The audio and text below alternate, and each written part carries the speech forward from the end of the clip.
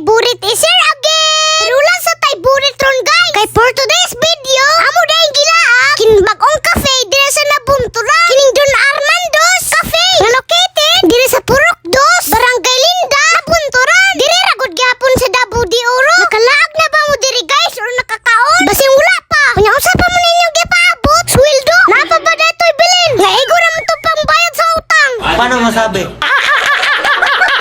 Ang utang oy. Para na kay panglag diri. Para na kay pangbayad. Ayo kadlo. Nindot ra ba kayo diri oh? Stitik kayo. Dumi kayo mag-picture. Samtang nagakaon-kaon. Sa imong mga lamian kayo nga order. Sana all.